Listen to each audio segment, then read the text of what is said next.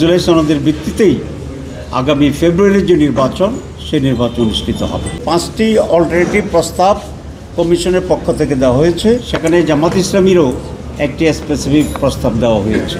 ঐকমত্য কমিশন আপনারা জানেন দীর্ঘদিন ধরেই অনেক মিটিং আমরা করেছি এবং বড় ডেভেলপমেন্ট হয়েছে যে অনেকগুলো বিষয়ে with some small note of dissent আমরা একমত হতে পেরেছি।